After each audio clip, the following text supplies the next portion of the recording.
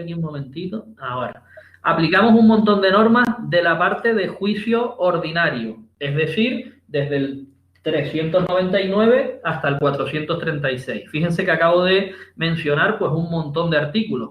Recordar que en esa parte, en esos artículos, vamos a encontrar muchas normas y mucha regulación de cómo se van realizando las distintas fases del proceso. Por ejemplo, cómo en la vista se tiene que practicar una prueba testifical o pericial, o qué documentos se tienen que aportar junto con la demanda o no, ¿vale? La ley nos va a ir remitiendo a esos artículos cuando sea necesario. Lo primero que vamos a hacer es situarnos todos, si tienen delante la ley, en el artículo 250.1. Voy a ir directamente a ver una por una, pero de manera muy rápida, cuáles son las materias en las que, si nos ocurre a nosotros un problema en la vida real por esa cuestión, sabremos que el abogado nuestro tiene que poner una demanda de juicio verbal.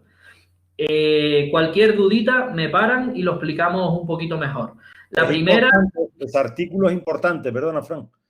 Ese artículo es importante que lo dominen, ¿vale? Porque cuando veamos luego ordinario, por ejemplo, tenemos que saber cuándo tenemos que interponer una demanda verbal y cuándo tenemos que interponer una demanda de juicio ordinario. Este hay que aprendérselo un poco, entenderlo, pero también de memoria, ¿vale? Lo digo sobre todo para los que están empezando con la ley, chocándose las primeras veces con la ley, ¿vale? Que eso es lo más normal del mundo, ¿vale? Miren, en primer lugar, el que hemos venido hablando y el que va a estar siempre presente con nosotros, cuando se produzca un desahucio con la reclamación de cantidades, ¿vale? Aquí estamos hablando del alquiler que todos conocemos, que muchos hemos utilizado a lo largo de nuestra vida. Alquilo una casa, pago mi renta y punto. Cuando dejo de pagar la renta es el desahucio. Fíjense que aquí yo estoy acumulando dos acciones, ya lo hemos dicho en alguna clase, la reclamación de cantidad por un lado y el desahucio en sí mismo, es decir, que lancen a las personas que están ocupándolo por otro lado, ¿vale? Suele venir de un impago de rentas o también se puede producir porque el contrato ha terminado su duración. Todos los contratos tienen una duración y ha terminado, ¿vale? La persona no abandona la vivienda y entonces se produce otro tipo de precario. Cuando hay una expiración del plazo contractual, si la persona no cumple con dejar la finca libre, ahí se produce un precario también. En segundo lugar, los demás tipos de precarios, fíjense que nosotros podemos estar hablando de inmuebles, viviendas, inmuebles locales, inmuebles, fincas rústicas. Entonces, cada una tiene su forma de arrendarse y sus consecuencias cuando no se cumplen esos contratos, ¿vale? Todos estos juicios se iniciarán pues, por el cauce del juicio verbal.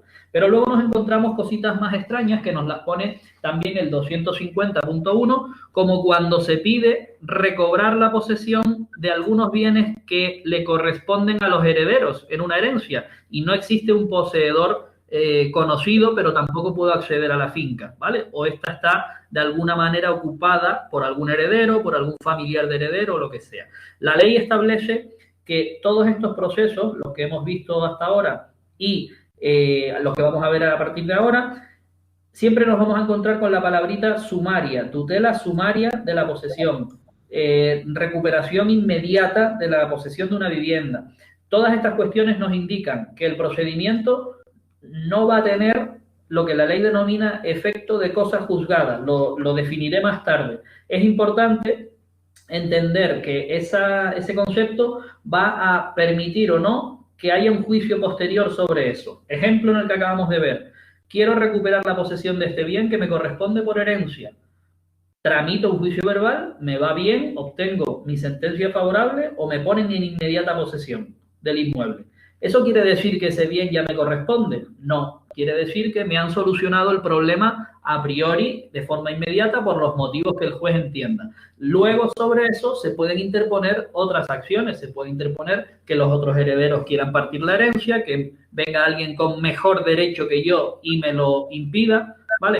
Por ahí vamos viendo un poco el concepto que luego veremos otra vez. Sigo con las materias, que van todas por juicio verbal. Cuando sea necesario proteger la posesión de alguna cosa o derecho, en general, nos lo dice, acudiremos al juicio verbal. Y también el incidente, que ya estudiamos el otro día, para la inmediata recuperación de la posesión. Es el que estamos viendo en todos los articulitos de la Ley 5/2018. Este número está mal, lo cambiaré, ¿vale? Cuando se trate de una suspensión de obra nueva en su calle o cerca de su calle, seguro que han visto, obra nueva, nueva construcción de un edificio, lo que sea.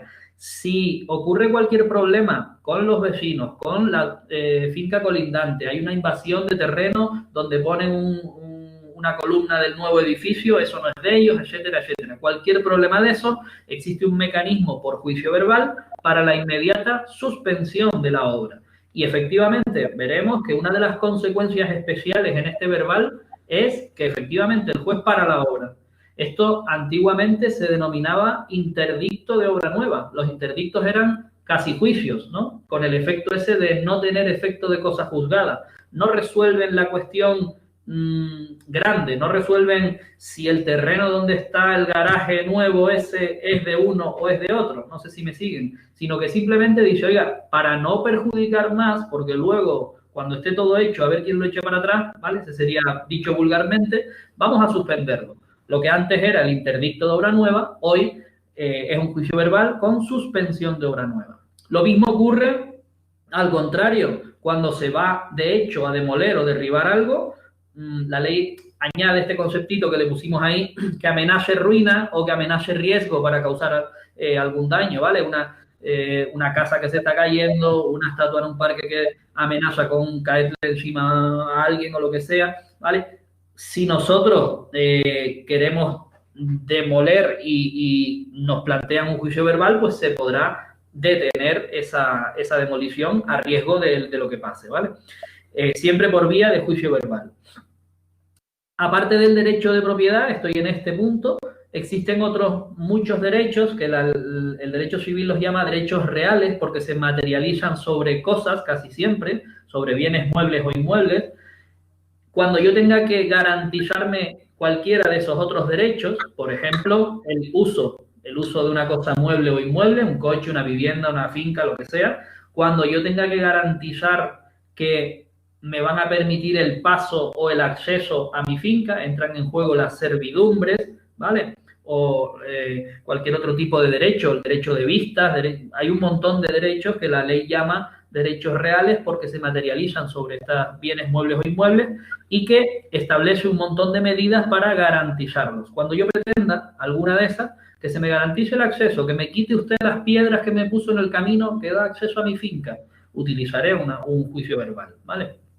Por materia, cuando se trate de alimentos, el concepto no nos vayamos solo al de los progenitores con respecto a los hijos, sino en concepto general, que se amplía a determinados familiares, ¿vale? Que necesiten o que se caigan en esos supuestos en los que un familiar tiene que proporcionar vestimenta, calzado, alojamiento, lo que sea, traducido en dinero a otro, ¿vale?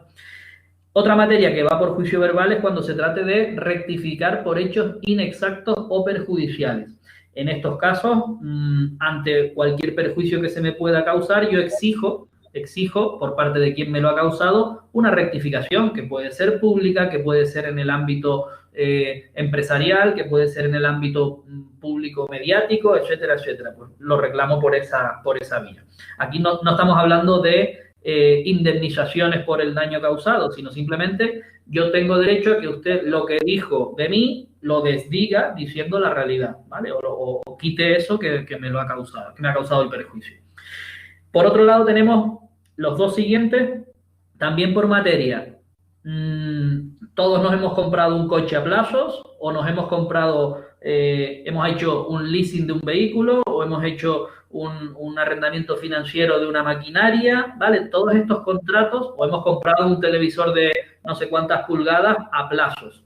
Si lo hemos hecho alguna vez, esos contratos, la ley dice que se inscriban en un registro y detrás de esos contratos suele venir algún tipo de crédito. Tú te vinculas a un crédito, pagas el crédito y existe un alquiler, una compra o una venta a plazos. Existe una regulación para proteger a los consumidores que compran a plazo, pero lo que nos interesa aquí es qué pasa cuando se incumple ese contrato desde los dos puntos de vista. ¿Qué ocurre con lo que no me has pagado, con los plazos o cuotas que no me has pagado? ¿Y qué ocurre con el bien que yo te he entregado que puede que te lo haya dado en propiedad o puede que haya hecho lo que se denomina una reserva de dominio. Los que hayan comprado un vehículo con esa modalidad del crédito, normalmente en el registro de bienes muebles no aparece que ese coche sea suyo, sino aparece una reserva de dominio del concesionario, de la casa Ford, de la casa Fiat, de la casa que sea. ¿Cuándo se quita esa y se transmite verdaderamente la propiedad? Cuando usted devuelva el préstamo, ¿vale? Esa reserva de dominio, ¿para qué se pone? Para que en caso de incumplimiento usted me devuelva el vehículo de una forma inmediata que establece la ley, ¿vale? Pues a eso se refieren estos juicios verbales que, como ven, son específicos para estas cuestiones y que ya veremos después que en su normal cauce, en su normal procedimiento, tienen algunas cositas especiales, ¿vale? Que las iremos viendo. Por último, la acción esta de los consumidores y usuarios, cuando no sabemos exactamente a quién está perjudicando determinada cuestión empresarial, ¿vale? Que nos están haciendo una publicidad engañosa, que nos están vendiendo un producto defectuoso, nos están cobrando por una cuestión que no, un servicio que no prestan, ¿vale? Nos ofrecen determinados megas en una tarifa y no nos los están dando. Ahí se perjudica a un colectivo que no se conoce en principio, pero sí sabemos que todos son consumidores y usuarios protegidos por la ley de consumidores y usuarios. ¿Qué es lo que hacemos? Pedirle a la empresa que nos está perjudicando, lo primero de todo, que cese en su actuación. Oiga, retire usted esa publicidad engañosa, retire usted ese producto del mercado, pare de vender eso. Eso es lo primero. Luego ya vendrán las reclamaciones. Pues poner en marcha esa acción se hace a través de juicio verbal, ¿vale? Y por último, otros derechos, sobre todo en el ámbito familiar, el 160 del Código Civil recoge, por ejemplo, el derecho de régimen de visitas de los abuelos para con los nietos. En muchos casos se suele discutir esta cuestión y ya la jurisprudencia en derecho de familia incluso ha reconocido que los abuelos tienen obligatoriamente ese derecho, o sea que todo abuelo lo puede poner en marcha y finalmente se le concederá, sea más amplio o más pequeño. Ese es un ejemplo. O el que yo les decía de alimentos en términos generales, igual que este debido, también los refiere el Código Civil. Pues esas cuestiones empezarán por juicio verbal y se resolverán. No se preocupen mucho si no nos hemos quedado con todos los supuestos, son un montón, pero bueno, poco a poco de estudiarnos el artículo lo iremos aprendiendo. Lo importante era repasarlo uno y el que no lo haya visto nunca, tener una ligera idea de cada concepto. 251, ámbito del juicio verbal por materia, todas esas cuestiones. Vamos aquí. Mucho más sencillo. El segundo punto, cuando ya no hablamos de la materia, sino que hablamos de la cuantía. Este sí lo dominamos ya, ¿no? Demandas cuya cuantía no pase, no exceda de 6.000 euros, van por juicio verbal. Importantísimo. Otra pregunta que nos va a caer seguro. Demandas cuya cuantía sea exactamente 6.000. Esta es la trampa. ¿Qué pasa con esto? Nos vamos al juicio verbal. Siempre. ¿Por qué? Porque nos está diciendo que no exceda de 6. No, esto lo puse mal. Esto está mal. No hagan caso. Esto sería juicio ordinario, que no pase de 6.000. Cuando sea exactamente 6.000, quiten verbal aquí y ponemos juicio ordinario. Y cuando pase de 6.000 euros, efectivamente, tenemos juicio ordinario, ¿vale? Eso lo corrijo para la que subamos, no hay problema. Pues como ven, la cuantía no tiene duda. ¿No lo tenías bien? Dime. Hasta 6.000 juicio verbal. Hasta. Sí. Entonces, bueno, menos de 6.000, claro. Menos de 6.000 o igual a 6.000 hasta 6.000 ¿no? Y de 6.000 1 euro. 252, no se confundan. Mira, a ver. 250. Aquí está. Cuya cuantía no pase de 6.000. Sí, entonces hasta... ¿Y cuando llega a 6.000 justo qué? Cuando llega a 6.000 justo... está bien, es un verbal. Claro. Cuando es exactamente 6.000, es un verbal. Entonces, está perfecto. Sería menor o igual a 6.000, juicio verbal. Lo que tiene que cambiar es si excede de 6.000, bueno, eso. Si excede de 6.000, es decir, 6.001, juicio ordinario. Está bien, no se preocupen. Me confundí yo al decírselo. Bueno, hasta 6.000 es lo que tenemos que aprendernos, lo demás es razonarlo un fisquito y se sabe. Ahí es más fácil porque en esos juicios no se reclama sino dinero. Entonces la cuantía equivale al dinero que se reclama, ¿vale? Cuando veamos el juicio ordinario y algunas normas generales, veremos cómo la cuantía se fija dependiendo de dónde venga la deuda. No es lo mismo un contrato de alquiler que engloba la renta no pagada, la luz, el agua, etcétera, etcétera, que una reclamación por un contrato de otra cosa. Pero bueno, al final lo importante es que la suma de todas esas cantidades o lo que nos pidan reclamar pase o no pase de esos 6.000, ¿vale? El juicio verbal lo vamos a plantear, o el resumen este que estamos haciendo de la ley lo vamos a plantear por fases procesales, es decir, qué es lo primero que se hace para llegar al juzgado, para reclamar, qué trámite le da el juzgado a mi petición, que en este caso ya adelanto que va a llevar la forma de demanda. Si se acuerdan, cuando veíamos el juicio monitorio hablábamos de solicitudes o de simples escritos, ¿verdad? De la petición inicial de un monitorio o lo que sea. Aquí hablamos de una verdadera demanda, aunque tendrá alguna especificidad que la tenemos ahí apuntada, pero siempre en forma de demanda. Por fases tendremos nuestra demanda, tendremos el traslado al demandado y la contestación. En términos generales, veremos la posibilidad que tiene, vamos a decirlo a lo bruto, de contraatacar el demandado. ¿A eso cómo se le llama? Que lo tenemos en el juicio ordinario también, la reconvención, la posibilidad no solo de contestar, sino también de añadir, ¿vale? De hacer como si fuera una petición a la vez que contesto, ¿vale? Oye, te contesto, pero además te pido tal cosa. Ya que me estás fastidiando tú, yo te pido ahora tal y tal. Ahora veremos un poco cómo funciona eso. A partir de ahí, veremos cómo el juzgado tramita esas cuestiones, veremos las posibilidades del demandado al encontrarse con una demanda y, sobre todo, veremos que se nos va a meter siempre la especialidad de los desahucios, ¿vale? ¿Qué ocurre en este caso o qué especialidad tenemos, qué articulito especial nos pone en caso de que el juicio verbal sea de desahucio? Bien por falta de pago, bien por precario, etcétera, etcétera. ¿Vale? Ese es el planteamiento. De ahí llegaremos a un señalamiento de una vista, veremos qué ocurre en la vista, veremos detalles de cómo se plantea la prueba en la vista, qué necesidad nos establece y, por último, qué puede ocurrir en el desarrollo de esa vista, las conclusiones, si es que se producen, y la sentencia, ¿vale? Por el camino, como digo, algunas especialidades, en los desahucios sobre todo, en algún otro caso concreto también, que las veremos.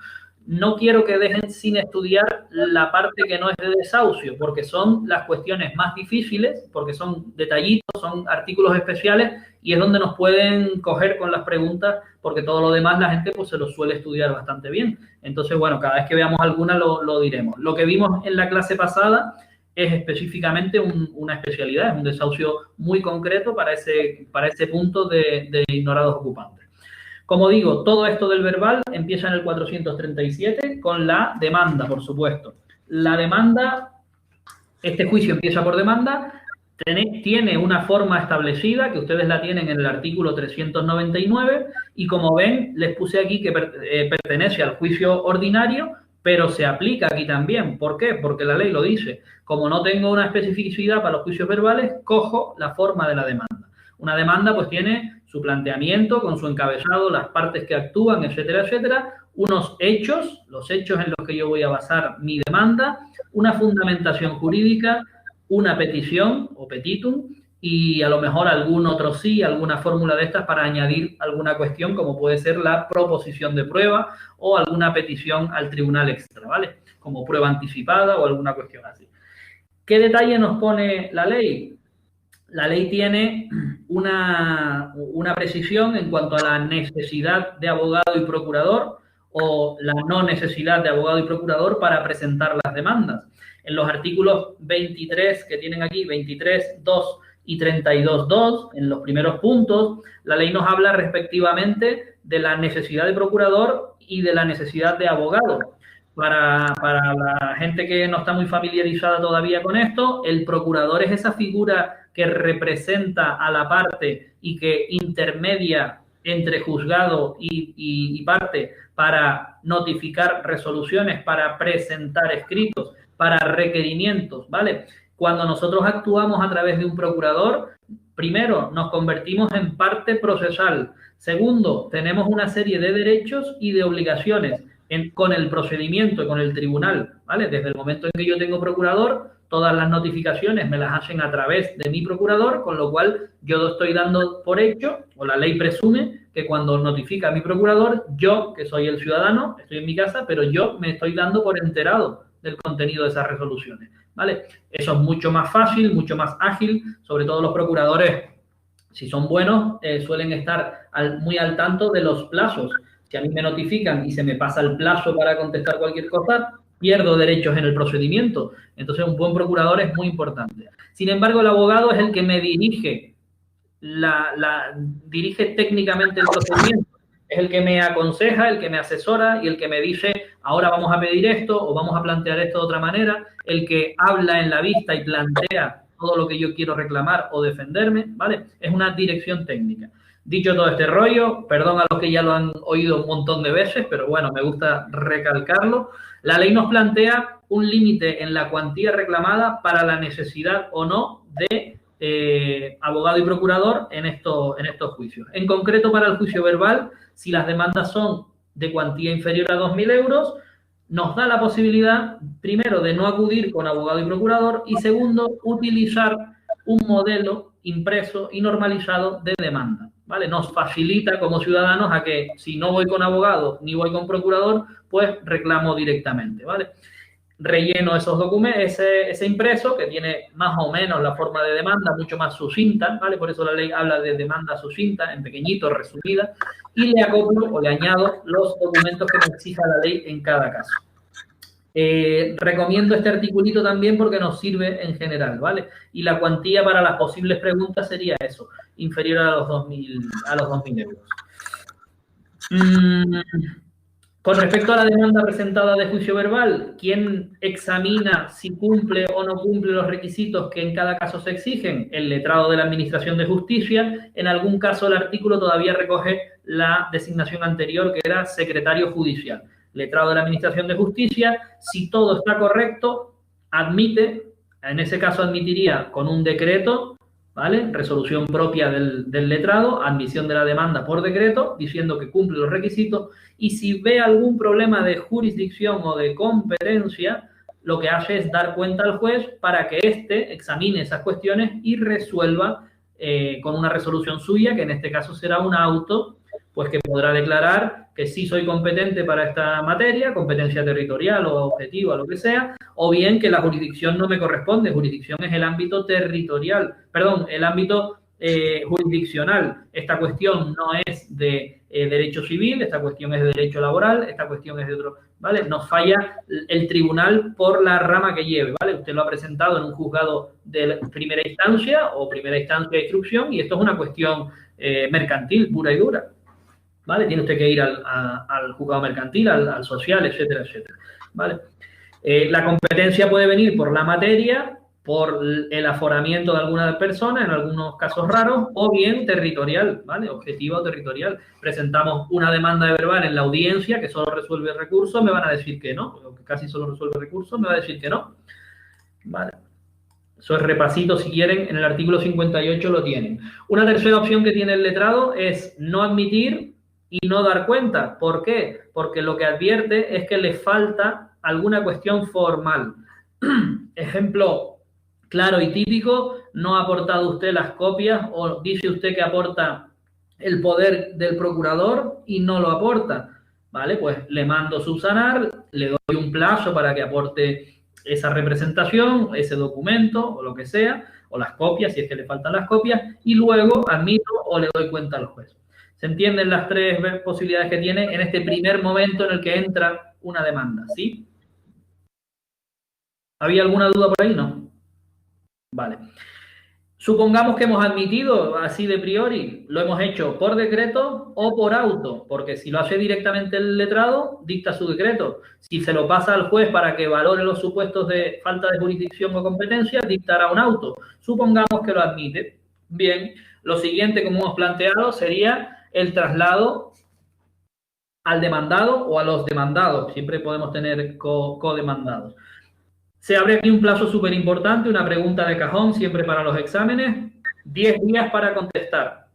El plazo para contestar, 10 días. ¿Desde cuándo? Desde que yo reciba mi demanda y se me haya verificado el traslado. Me tienen que dar la demanda junto con la copia de todos los documentos que se han presentado, ¿vale?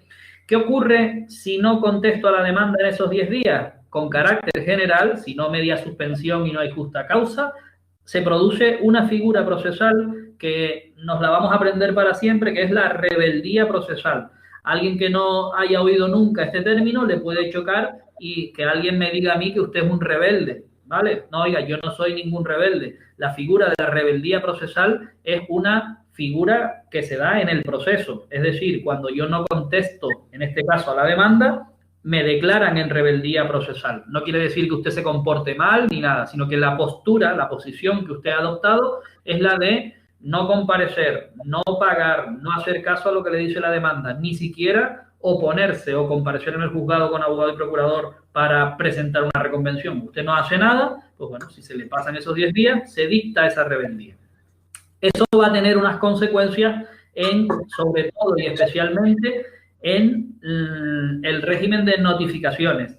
Yo pregunto y lo dejo ahí en el chat para el que se acuerde o el que lo busque o lo sepa, ¿qué consecuencia en las notificaciones tiene esta declaración de rebeldía procesal? Y en especial, ¿qué es lo que se le notifica y qué es lo que no se le notifica al que ha sido declarado rebelde procesal en todo el procedimiento? ¿Vale? Y seguimos un poco, el que quiera atreverse, que le dé caña ahí. Miren, supongamos que en esos 10 días decide el demandado contestar. También tiene la opción de, si la deuda o la reclamación es inferior a los 2.000 euros, contestar mediante un impreso normalizado. Bien, volvemos a los mismos artículos, volvemos al mismo razonamiento de la postulación, de la necesidad o no de abogado y procurador. Volvemos a leernos el 23.2 y el 32.2 y veremos claramente que en este tipo de demandas no es necesario ni para la demanda ni para la contestación. Con lo cual, impreso normalizado y ya tendríamos esos dos trámites de demanda y contestación cubiertos.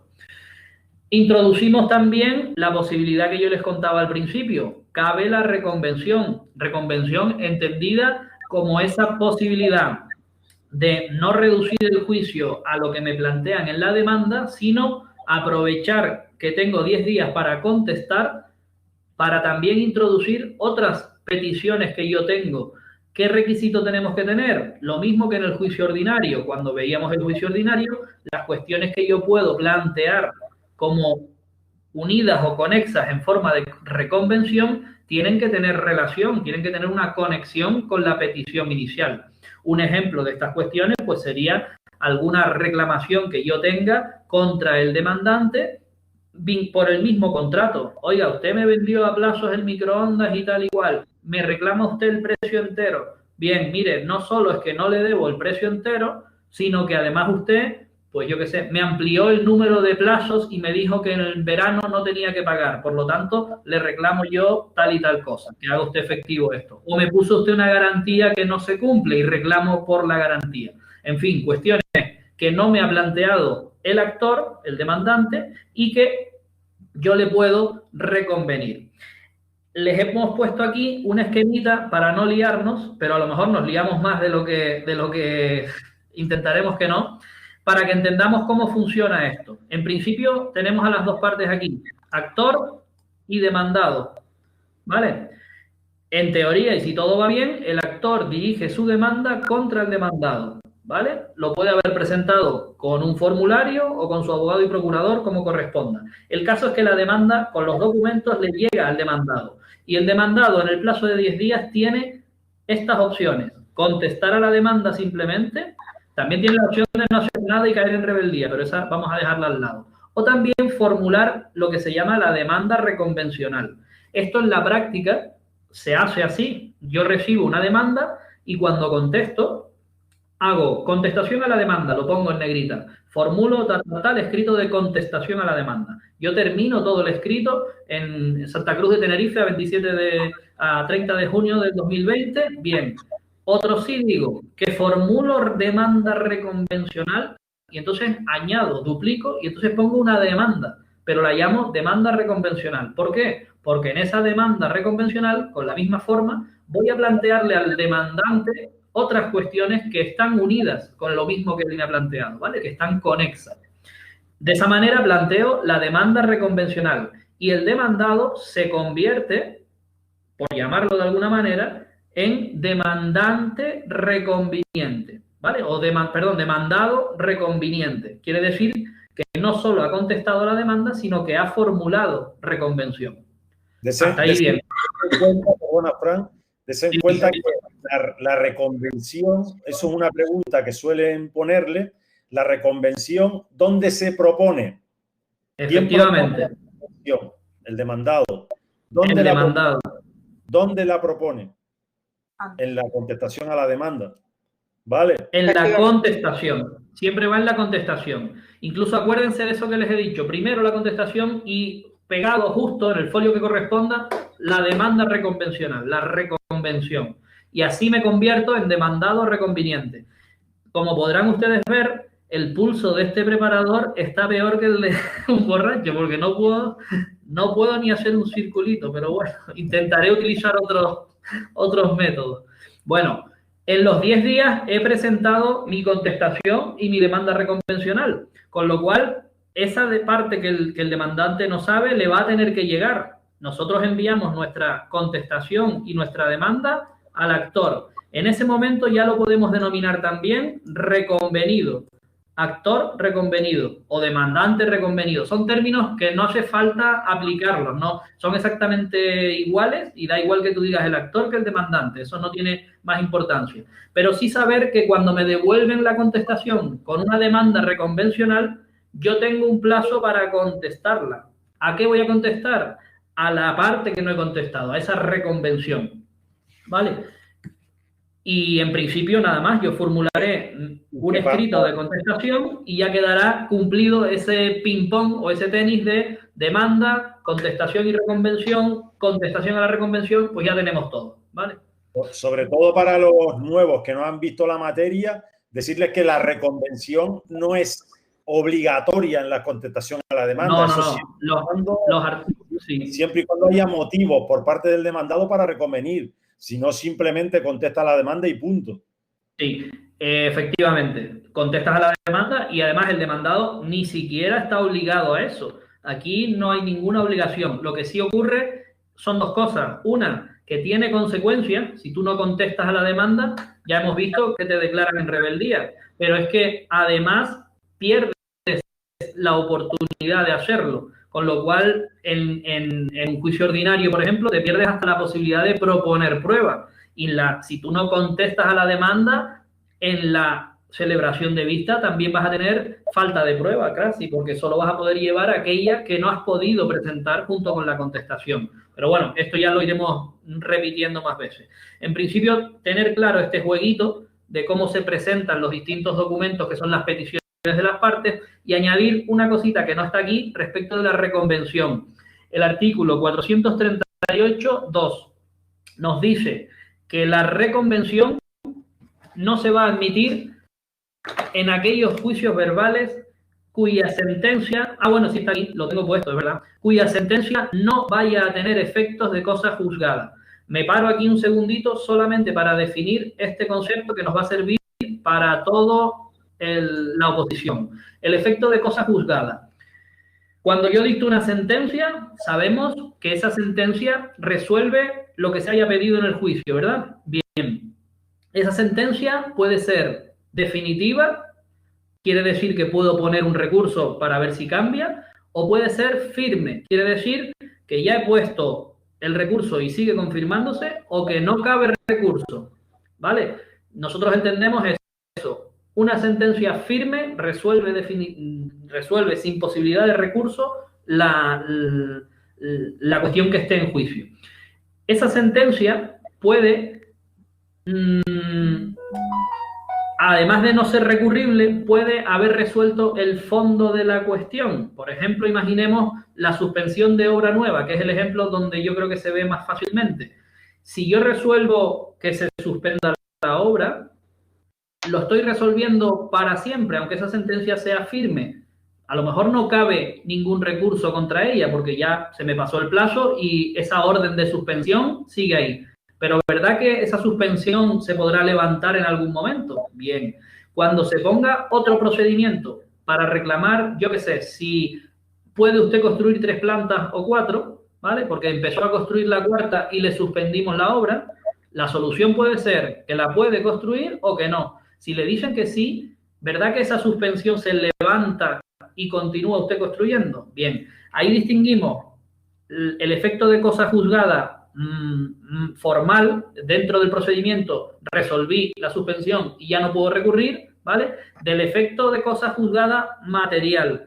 Es decir, ¿esa sentencia se puede plantear un juicio nuevo para resolver el fondo de la cuestión sobre esto? Ah, pues sí, ¿vale? Entonces hablaremos de juicios verbales en los que no tiene efecto de cosa juzgada su sentencia. Esto es un poco complejo de ver, sobre todo si no hemos manejado las materias que van por juicio verbal, pero desde que lo repasemos un poquito más o viéndolo de alguna otra manera, se aprende. En definitiva, la mayoría de las materias que veíamos, cuando nos pone sumario, tutela sumaria de la posesión, recobrar la posesión, incumplimiento de un contrato de venta a plazos. Si yo obtengo que me entreguen el coche ese porque no me has pagado determinados plazos, ¿verdad que se puede seguir discutiendo después? Oye, que sí te los pagué, que no te los pagué, que se acredite esto, o sea, el préstamo estaba mal y me tiene usted que dar el coche. Bien, pues esa es la idea. Todos esos que ustedes vean con tutela sumaria, entrega inmediata de la vivienda, esos son todos sin efecto de cosa juzgada. Sin embargo, cuando yo resuelvo un desahucio por falta de pago y dicto una sentencia y se acabó, eso no se recurre o se recurre y termina, eso ya ni se puede plantear juicio nuevo para discutir nada, ni queda realmente nada que discutir. Ya está resuelto el contrato, ya está lanzada la persona.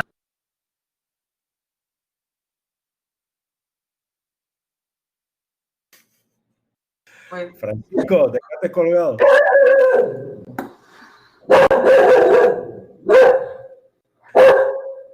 ¿De quién es ese perro? El perro. ¿De Fran? Esa es Tania. ¿Yo? ¡Claro! Es el de ella. ¿Es tuyo, Tania? Coca, ven. Enséñala a ver. Una cosita más. ¡Ay, qué monada! Y el otro está por ahí. Qué bonito.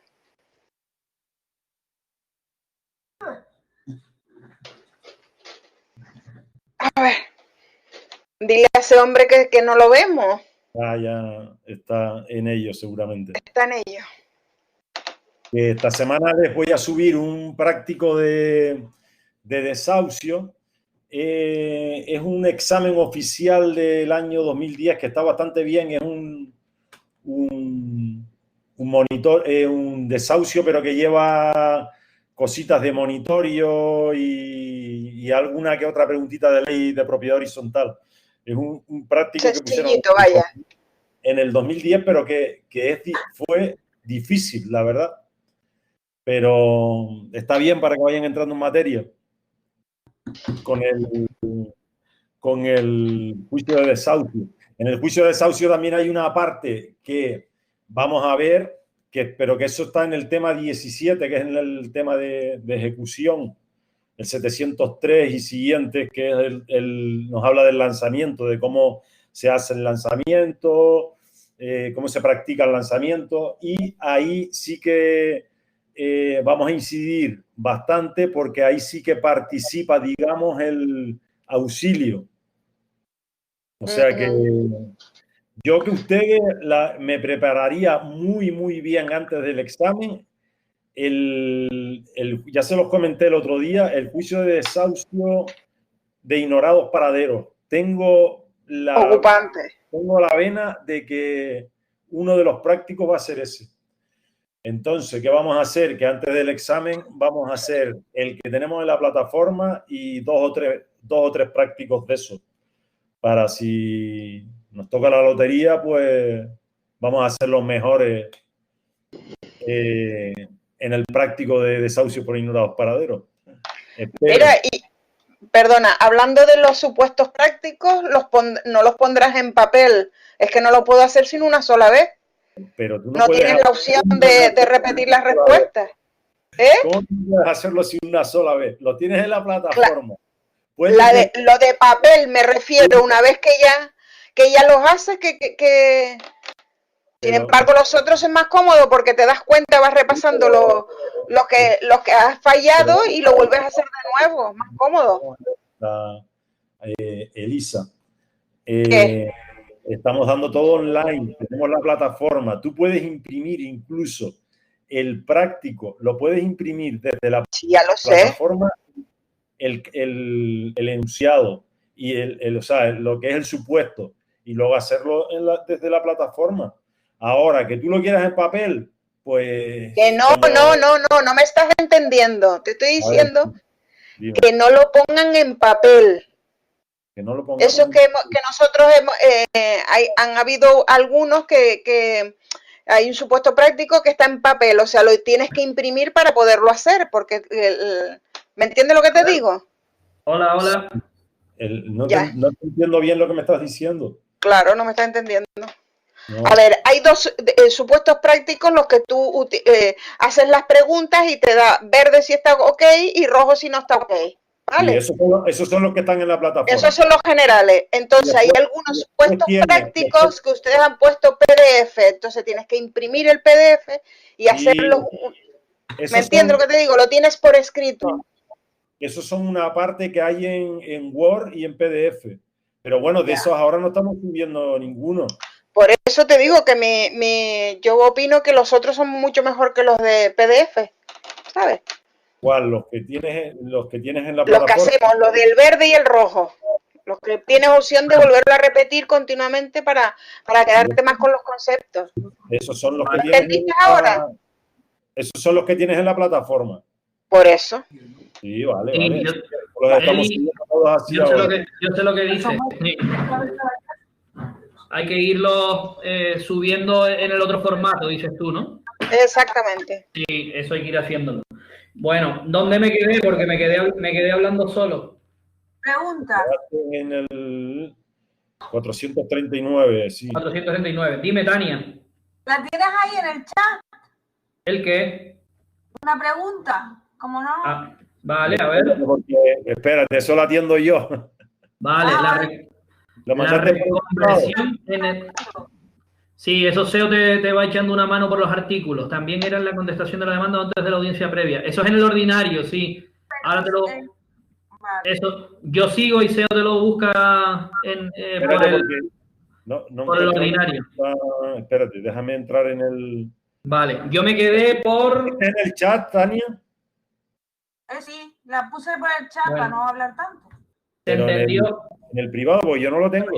Yo sigo. Se entendió un poco el concepto de reconvención, se entendió el efecto de cosa juzgada. Eso me interesaría que quede más o menos claro si este concepto se entendió, el de cosa juzgada, porque nos va a servir, ¿perdón? Sí, nos va a servir, como digo, para todos los procedimientos y para nosotros poder responder a cualquier cuestión que nos hagan sobre esto. Miren, detallitos de la contestación. Hay una cuestión en el verbal y es que está destinado a ser más corto, mucho más corto que el juicio ordinario en cuanto a plazos y en cuanto a trámites, en cuanto a número de trámites. Hasta tanto es así que el legislador plantea la posibilidad de que se resuelva sin celebrar vista. Es una de las cuestiones especiales que tiene el juicio verbal. Entonces se le exige en la contestación al demandado que se pronuncie sobre esta cuestión. Oye, ¿te hace falta celebrar vista? ¿Por qué? Porque hay cuestiones de juicios verbales, por ejemplo, estos que hemos visto por cuantía de reclamaciones, bien sean pequeñas cantidades o hasta los 6.000 euros que marca la cuantía, en las que solamente se trata, por ejemplo, de sumar y restar, cuestiones meramente aritméticas que han dado lugar a que uno crea que le debe al otro, perdón, que el otro le debe y le reclame. O, por ejemplo, cuestiones en las que no hace falta ningún testigo, no hace falta ningún perito, porque es simplemente que el juez vea, pues yo qué sé, un conjunto de documentos y determine si es A o es B. Para eso, la ley prevé que nos ahorremos la necesidad de ir al juicio, de ir a la vista, de comparecer ante el juzgado número tal, los abogados con las togas, entrar ahí y celebrar vista. El objeto fundamental de toda vista es no solo plantear cuáles son los hechos contradictorios delante del juez, sino sobre todo y especialmente practicar la prueba que me lleva a yo plantear mi reivindicación. Para yo decir que tengo razón en esto, me apoyo en esta prueba. Eso se hace en la vista, por eso es tan importante. Pero en estos casos en los que simplemente se trata de una cuestión jurídica, es decir, ante estos documentos, señoría, ¿usted qué entiende? ¿Que esto es un contrato de no sé qué o es un contrato de venta a plazo? Es cuestión del juez, no hace falta más pruebas. Pues le decimos que en los 3 primeros días, que en el plazo de contestación, al contestar, se pronuncie sobre si hace falta o no esa vista. Y de ese matiz le damos traslado al demandante para que nos diga lo mismo. Es decir, le decimos a las dos partes que nos digan si es necesario o no. ¿Por qué? Porque si no hace falta me lo ahorro. ¿Y qué ocurre si ninguno dice nada? Si ninguno pide expresamente la vista, pues que pasamos los autos directos para sentencia. Y además la ley nos pone sin más trámites, que sería la coletilla que nos tenemos que aprender. Si ninguno de los dos pide expresamente la vista en esos trámites, es decir, en la contestación y cuando me dan el traslado por 3 días, yo lo paso para sentencia y punto. ¿Vale? Detallito, dime. Tania, la pregunta esa no la veo. Bueno, la reconversión. No, es que me lo mandaste a mí, me parece. Tienes que hacerle un chat a SEO, sí. Bueno, si no, luego lo vemos, si no. Luego lo vemos, sí. Vale. Supongamos que el procedimiento avanza, tenemos nuestra demanda, tenemos una contestación con o sin reconvención y tenemos que alguna de las partes o las dos partes piden que se celebre vista. Le están diciendo al juez que necesitan practicar prueba para que se arregle el asunto, para que se solucione. Señalaremos una vista. ¿Cuándo se señala la vista? En los 5 días siguientes de la solicitud por cualquiera de las partes. Esto puede ocurrirnos desde la contestación o después del traslado al demandante. El traslado es un término por 3 días, pero él puede contestar en el día 1, en el día 2 o en el día 3. Por lo tanto, dentro de esos 5 días siguientes, se supone que el señalamiento se producirá. Digo se supone porque aquí entra en juego lo de que la justicia no va todo lo rápido que pretendemos y que la ley contempla algunos plazos propios y algunos plazos impropios. ¿Se acuerdan de cuando hablábamos de esto, de la parte general? Nosotros entendíamos que el plazo para contestar a la demanda que hemos dicho ahora mismo de 10 días para el verbal es un plazo propio. ¿Por qué? Porque como yo me pasé un día para contestar, ya no puedo contestar, pierdo el derecho. Y segundo, caigo en rebeldía procesal, tengo unas consecuencias para mí.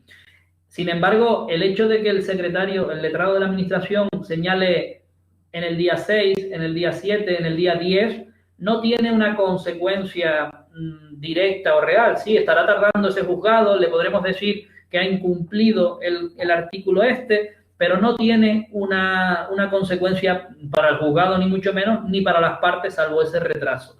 En consecuencia, plazos propios, los que se termina el derecho que tenía a ejercitarlo en ese plazo y tiene consecuencias, plazos impropios, los que realmente son marcados para los tribunales, pues porque tampoco lo puedes dejar a señalará cuando quiera, sino, oye, le marco 5 días y que se ajuste lo máximo posible.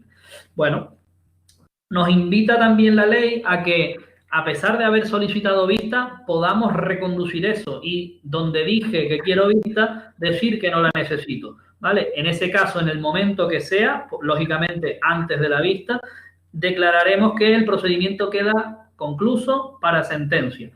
Con el matiz importantísimo de esta coletilla, no en todos los casos, porque el tribunal tiene que entenderlo así también.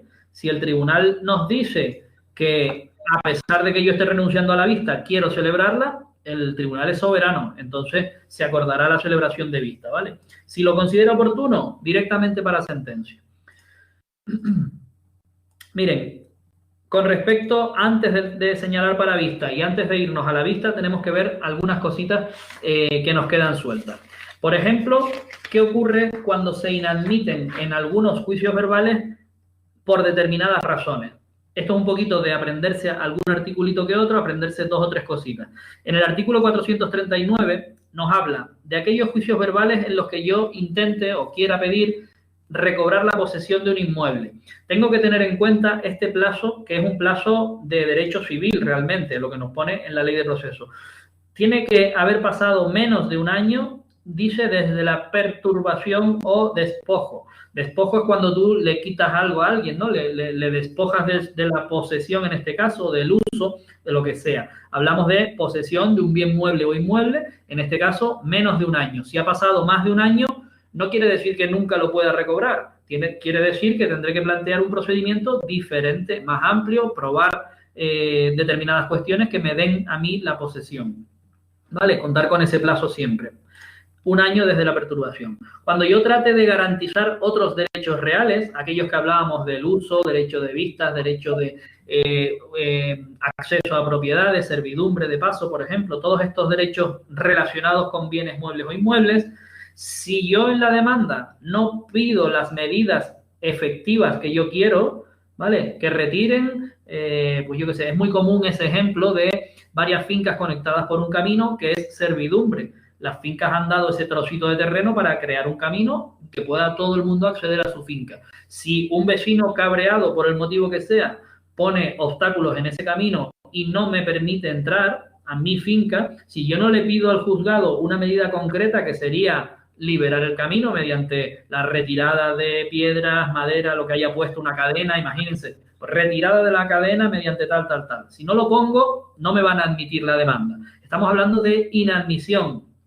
La inadmisión tiene 2 peculiaridades. Una, se dicta y no cabe, se dicta por auto resolviendo el juez. Y segunda, no me cabe, sí cabe recurso, pero no tengo que esperar para volverlo a plantear. No puedo presentar de nuevo ningún juicio. En segundo lugar, con la efectividad de derechos reales. Cuando pueda. Sí. Jerónimo hace una pregunta, dice, ¿puede el juez negarse a la vista porque no lo considera necesario? O sea, negarse... No, negarse no. No, la respuesta es no. Desde que una de las partes lo pida, vamos a la vista, sí.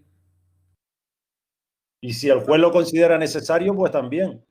Pero siempre que lo considere necesario, se celebra. Y si cualquiera de las partes, dice la ley, cualquiera de las partes lo pide, también. Fíjate que le estarías limitando los derechos procesales a la parte. O sea, yo tengo derecho a una vista, aunque yo esté equivocado, si me lo piden, pues lo haré. Eso, de hecho, Jero, ocurre. Y las vistas en esos casos duran 2 minutos y medio. Hola, buenas tardes. El juez aclara que no hay prueba que practicar, porque el juez tiene la posibilidad en el juicio verbal de inadmitir pruebas.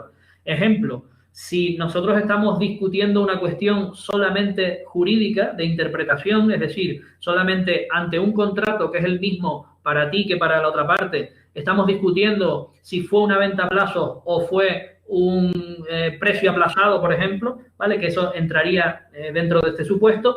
La interpretación, ¿quién la tiene que hacer? El juez. ¿Para qué me trae usted al testigo que estaba en el concesionario y me enseñó el coche? No, lo firmado está, aquí no cabe nada. Ahora bien, si una de las partes pide vista, puede hacerlo. Vamos a la vista y ya te digo, esa vista va a durar lo mínimo, porque cuando propongan la prueba, el juez sí tiene la potestad de decir, esa prueba no se la admito por no tener nada, por no ser eficaz, por no conducir a que yo averigüe nada nuevo, no necesito nada nuevo. Se queda visto para sentencia, se terminó esa vista, ¿vale? Con el consiguiente cabreo a lo mejor del juez, ¿vale?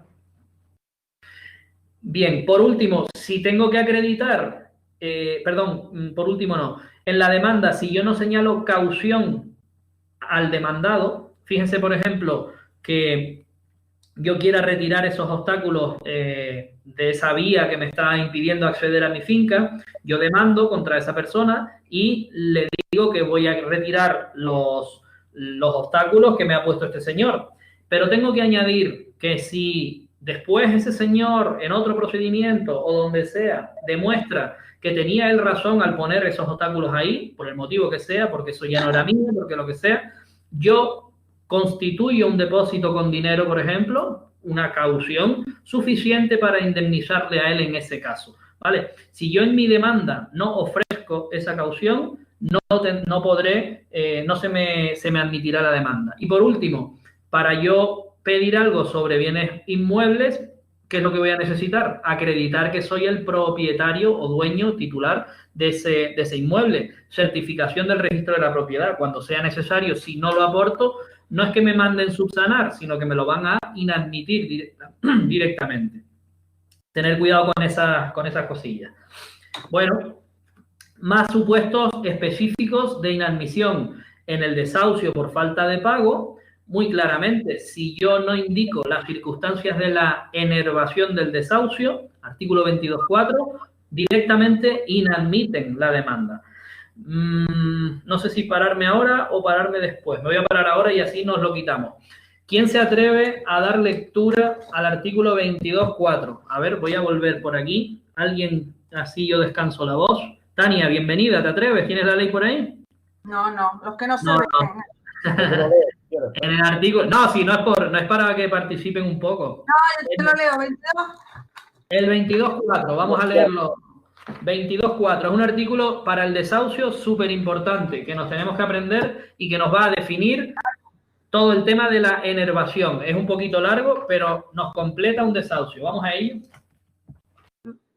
Los procesos de desahucio de finca urbana o rústica por falta de pago de la renta o cantidades debidas por el arrendatario terminará mediante decreto dictado al efecto por el letrado, Sí. requerido en los términos previstos en el apartado 3 del artículo 440.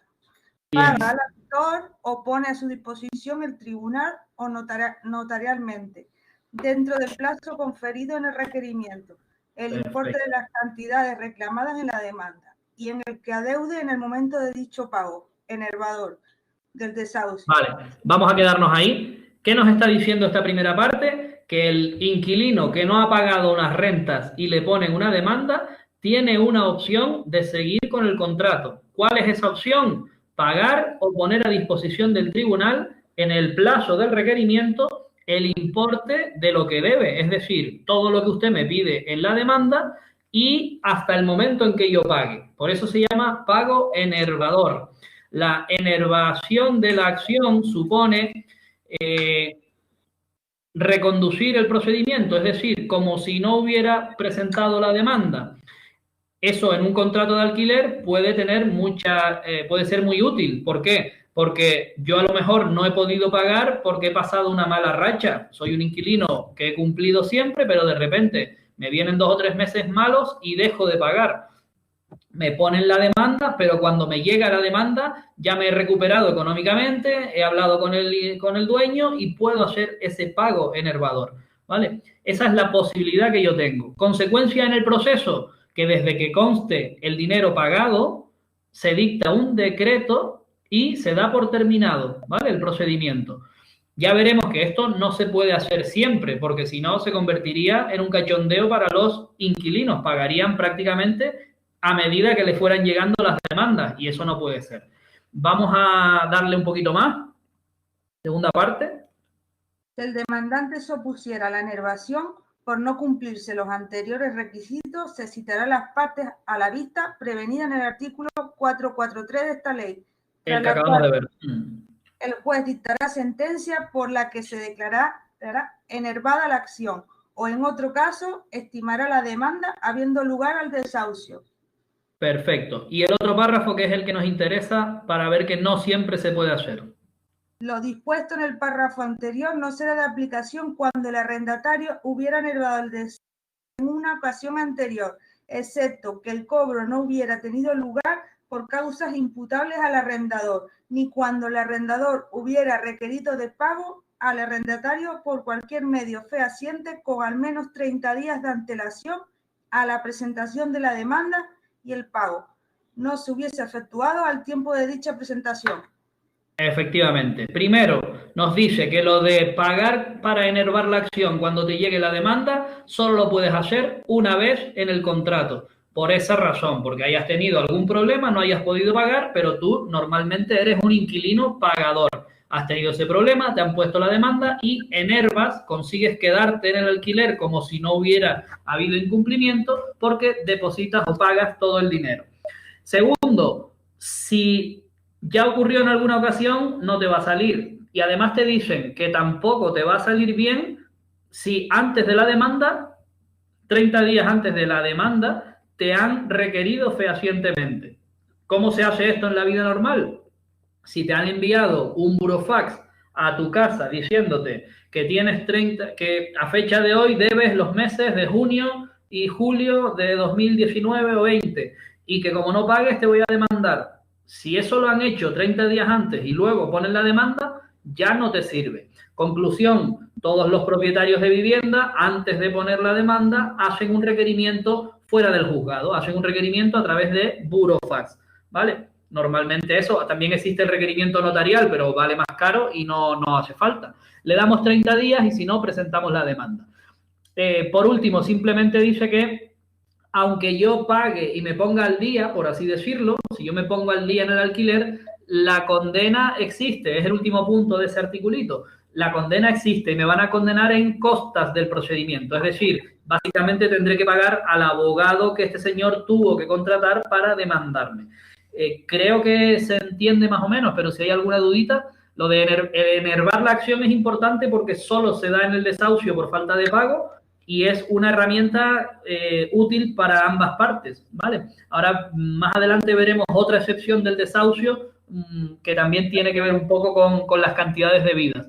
Quedarse mucho con el plazo, quedarse con que el primer supuesto termina con decreto y que si el propietario se opone a la enervación de la acción hay una pequeña vista y una sentencia, con lo cual este procedimiento puede terminar por decreto o puede terminar por sentencia, y quedarse con que hay condena en costas del arrendatario, sí, del inquilino. Tener en cuenta este artículo que es de la parte general, artículo 22.4, que realmente está dentro de la disposición de las partes, es decir, está dentro del el acuerdo extrajudicial o que el procedimiento pierda ya el sentido y hay que archivarlo, pero bueno, el enervar la acción pues es una de esas posibilidades del demandado para terminar el procedimiento. Si yo en la demanda, que es a donde queríamos llegar después de explicar lo que es enervar la acción, si en la demanda no presento qué ha pasado conforme a este artículo que acabamos de ver, es decir, si yo no le digo, mire, mi inquilino el año pasado ya hizo uso de este comodín, vamos a llamarlo así, de este comodín de enervar, se puso al día en fecha tal en un procedimiento, o no le digo, mire, no se ha producido en este alquiler ninguna enervación. Si no se lo digo, el juez puede inadmitir directamente. ¿Se entendió un poco dónde queríamos llegar? Vale. Por último, otra especialidad, también nos van a inadmitir en la venta a plazos. ¿Cuándo? Si yo no aporto estos documentos, casi siempre son documentos. Requerimiento de pago de todas las cuotas que me deban. Diligencia expresiva del impago. Esto es cuando el propio concesionario de coches hace un documento suyo diciendo no me ha pagado el mes tal, el mes cual, el mes, todos esos meses.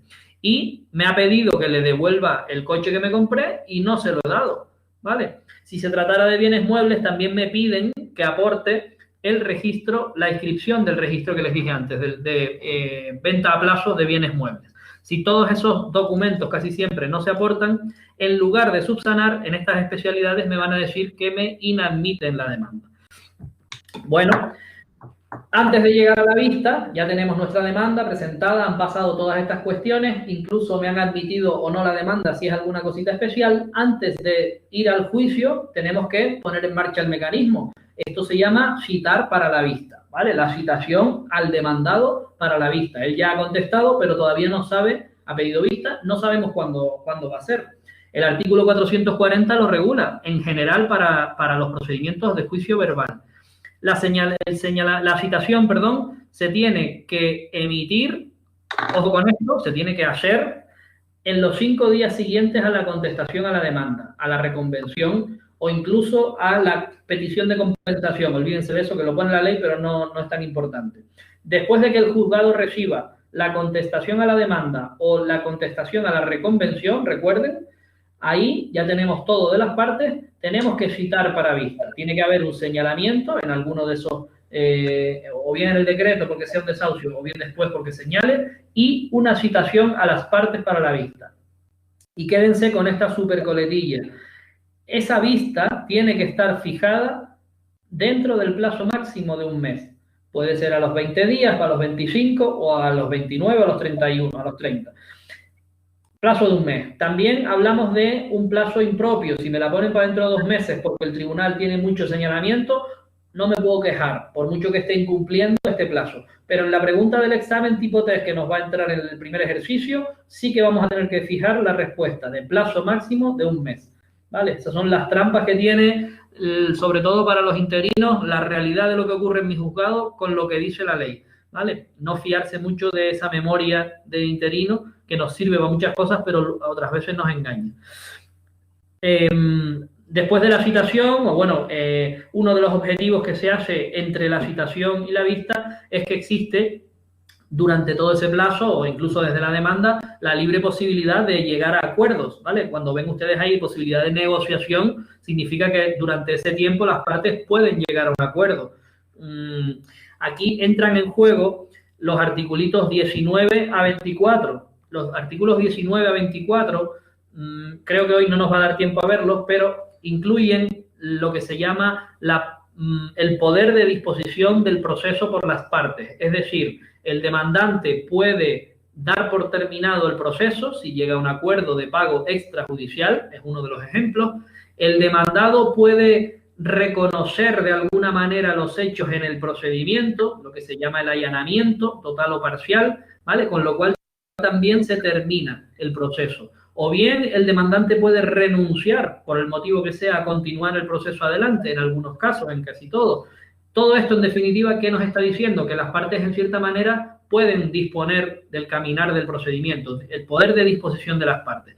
Como digo, no lo vamos a ver mucho, pero sí que les menciono algunos de ellos. Hemos visto la renuncia por parte del demandante, hemos visto el allanamiento por parte del demandado. Ante una petición yo reconozco, me allano, puedo allanarme a todo o a parte, allanamiento parcial o total. O bien podemos llegar a un acuerdo entre los dos y pedir que se homologue el acuerdo. Es decir, como tenemos un procedimiento en el juzgado, le decimos al juez que le dé forma, que dicte un auto dando por bueno ese acuerdo, lo homologue. Ya veremos las consecuencias que tiene. Esto yo creo que para el próximo día lo dejamos listo. Hay alguna que otra. Hemos visto, Tania nos leyó el poder de disposición mediante la enervación del desahucio. Si el demandado paga, se termina el procedimiento en esa ocasión, ¿vale? Unas condiciones. Lo veremos todos estos articulitos el próximo día, yo creo. Incluso la ley prevé que acudan a la mediación, ¿vale? Ahí introduce incluso la posibilidad, el artículo 440, de que ambas partes pidan la suspensión del procedimiento. Oiga, abra usted un plazo de suspensión para que nosotros acudamos en paralelo a un proceso de mediación. El otro día ya explicamos que la mediación es un sistema paralelo, una ley de mediación, donde mediadores, que son abogados designados por el Colegio de Abogados, intentan intermediar para llegar a un acuerdo. Mediante unas sesiones, una sesión inicial y varias sesiones de trámite, intentan llegar a un acuerdo que ponga fin a la controversia. Esto no es judicial, está al margen y en paralelo al procedimiento judicial, pero si conseguimos un acuerdo, habremos mediado bien y se habrá resuelto un problema, con lo cual descargamos a los juzgados de procedimiento.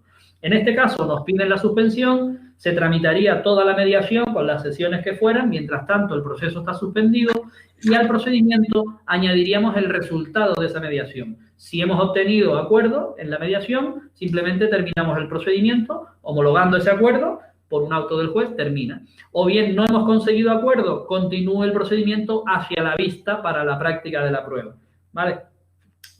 Entramos en quizá la parte más importante, que es no sé si lo último que vamos a ver hoy, no sé cómo vamos de tiempo. A ver, estamos todavía bien, nos queda un ratillo, todavía bien. La parte central de la citación, sobre todo aviso a navegantes para auxilio. Esta parte de citaciones, el requerimiento que vamos a ver también en el desahucio y cómo se practican, sobre todo qué va a incluir esta citación en el concreto caso del desahucio, es súper importante, porque tiene mucho matiz y porque de ahí salen muchas preguntitas. El auxilio para actos de comunicación, que es el tema 24, 25 y 23, 24, 25. 23, 24, 25 de actos de comunicación. 26, 27, 28. Eso es la parte general de citaciones, notificaciones y todo. 25 a 28. Esos tres temas van a ser vitales, pero en todo el proceso, en este caso en verbal, pues nos va a hablar de qué contenido tiene la citación para la vista. Hemos visto el plazo, hemos visto lo que sea. El plazo máximo de un mes, la negociación y la mediación. ¿Qué nos debe indicar en este caso concreto del verbal? Primero, que no se va a suspender por el hecho de que no vaya el demandado. Si el demandado no va, no se suspende. Además de eso, le vamos a decir que para suspenderlo tiene que tener una justa causa. Si no comparece a la vista y no nos acredita una causa justa para poderle suspender esa vista y señalar otro día, va a tener una consecuencia que es muy importante. Entre la prueba que se practica en la vista, una de ellas está el interrogatorio de partes, tanto de la parte demandante como de la parte demandada, que se pide y se practica en el propio acto de la vista. Y la consecuencia de que el demandado no vaya, podría parecer que es que yo no le puedo preguntar, ¿verdad? Si yo soy el demandante, no, como no está, no le puede preguntar. No, mire, como no está y no hay causa justa, los hechos que yo le iba a preguntar se van a poder considerar admitidos. Y, lógicamente, podemos entender que es en su perjuicio, porque yo, si soy el que le está preguntando de, pues supongamos, de la posesión de un bien a un heredero, le preguntaré a esa persona que no está y no ha ido, le preguntaré, ¿verdad que ese bien es mío? ¿Verdad que me pertenece por herencia? ¿Verdad que usted lo está ocupando sin título ilegítimamente? Y todo eso, el juez le va a aplicar ese efecto. Hablamos de presunciones, se va a considerar admitido. El otro, vamos a suponer que me está contestando sí, sí, sí, en su perjuicio. ¿Se entiende este concepto? Con lo cual estoy practicando una prueba que me es muy buena, me es muy útil. Conclusión, nadie deja de ir por la cara o sin causa a los juzgados para estos juicios verbales. Suelen ir con abogado y con procurador. Pero bueno, se lo advierto en la citación. Se lo pongo ahí para que él lo sepa todo lo que puede ocurrirle. También le diré una cosa muy importante con respecto a la prueba que tienen ustedes ahí en el punto 2, que me salté. Ellos tienen la obligación de ir con los medios de prueba que vayan a practicar. Recordando de la parte del juicio ordinario que se aplica aquí, ¿cuáles son los medios probatorios? Venga, lo pongo como pregunta. Díganos cuáles son, en general, los medios probatorios válidos en derecho para todo tipo de procedimientos. Escríbanlos por ahí. Solo el tipo de prueba que se practica, a ver cuáles sacamos. Toda esa prueba que yo pida la voy a tener que llevar en ese momento, en el momento de la vista. Realmente, en la demanda, por la parte general, ya me dice que tendré que manifestar la prueba que yo disponga en ese momento, ¿vale? El juego es importante porque yo tendré que poner ahí qué prueba tengo cuando yo pongo la demanda o la contesto, dependiendo quién sea, pero también podré llevar a juicio aquella prueba que ha surgido después de mi contestación, hechos nuevos. También podré pedir otro tipo de pruebas que yo no haya conocido. Era una prueba anterior, pero la he descubierto entre la citación y la vista. La podré llevar al juicio, ¿vale? La propongo en la vista y me la admitirán o no. A eso se refiere la prueba y todo eso que les estoy contando es lo que pone la parte general, el juicio ordinario, sobre la práctica, la proposición de prueba. Nos dice que si una prueba no depende de mí, ¿vale? Sino que yo tengo que pedirla, bien sea administraciones, bien sea entidades, bien sea un testigo distinto que no sé si va a venir o no, ¿vale? Tendré que solicitarlo en los 5 días siguientes a que me hagan la citación, ¿vale? Deberé explicarle al tribunal que quiero que esta persona vaya a declarar, quiero que este perito haga lo que sea o quiero que se pida tal documento al cual yo no puedo acceder por el motivo que sea. Tendré 5 días para pedirle al tribunal que me prepare o que me solicite esa prueba. Bueno, tipos de pruebas, ¿sabemos cuáles son? No sé si lo... No han puesto nada. ¿Han contestado? Bueno, dejo un poquito más de tiempo ahí. ¿Qué tipo de prueba puedo practicar? A ver, bueno, como lo de verbal va por especialidades, volvemos a encontrarnos con el desahucio por falta de pago. Voy a matizar aquí una cosita. Los que hayan tenido un alquiler saben que se paga la renta, saben que se paga la fianza, saben que se paga luz, agua, cualquier otro suministro. Saben que en algunos contratos de locales pues se paga a lo mejor algún impuesto que yo pueda, basura o alguna cuestión de esta que me repercuta el dueño. Es decir, las cantidades reclamadas no solo son la renta del alquiler, ¿vale? Tenerlo claro. La ley habla de cantidades debidas o asimiladas a la renta, pues todas esas son las que se reclaman. Dicho eso, en la citación que hagamos en un desahucio por falta de pago, el letrado, desde que admite y antes de la vista, va a ser lo que se llama el requerimiento. El requerimiento es también muy importante saber cuál es el contenido. Nosotros le requerimos ¿para qué? En este verbal específico, requerimos por un plazo de 10 días para que haga una de estas 3 cuestiones. ¿Desaloje usted la vivienda? Perfecto, se le acabó el contrato o no pagó las rentas de tal y tal. Desaloje la vivienda. Pague las cantidades que se le están reclamando o bien enerve la acción de desahucio. Se pone usted al día y sigue ocupando la casa, lo que hemos dicho en el 22.4. Por una sola vez le podemos permitir que usted se ponga al día.